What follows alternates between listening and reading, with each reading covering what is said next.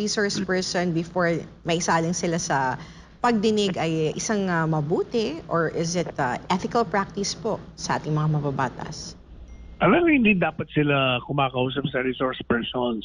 Sila, alam mo yung dalawang yun, akala siguro nila hindi mabubulgar yung ginawa nila. Kaya lakas ng loob nila na talking to you in private, tinihikayat nila na magsinungaling under oath. Pero maprinsipyo itong si Colonel Hector Grialde Jr. at binulgar nga sila.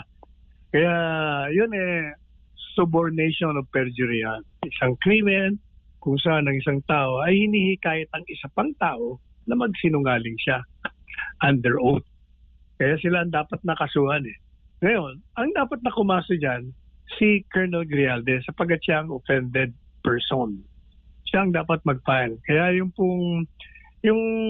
Integrated Bar of the Philippines, meron silang libreng pag-aabogado doon sa mga taong nangangailangan sa kanila. Kaya tinatawagan natin sila, mag-offer kayo ng inyong free legal services, pati na yung PAO, Public Attorney's Office, para maituwid natin ang mali at para maturuan ng mga miyembro ng Kongreso na hindi maaaring mga abuso sila ng kanilang kapangyarihan.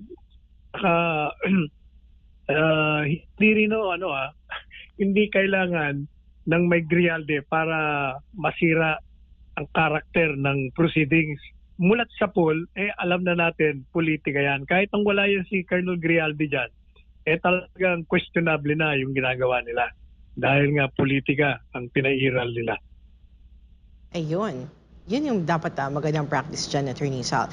And anong impression mo naman, Attorney Sal? No? Anong impression ng public sa ganitong ginawa nila? I mean, question ba yung credibility ng yung ginagawa mismo na pagdinig ng Quadcom?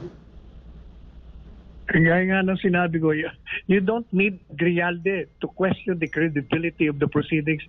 At the very inception, questionable na sa kanilang estilo ng pagtatanong, sa kanilang estilo ng panghihiya, sa kanilang estilo ng pagsira sa karapatan ng mga resource persons. Questionable na kagad. You don't need a Grialde to do that for us.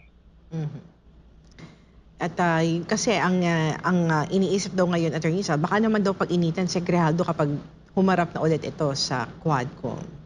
Dati na nga pinag-iinitan. Lahat naman pinag-iinitan nila. Kaya gawin naman natin pag-initan naman sila ng husgado. Tit for tat, sabi nga.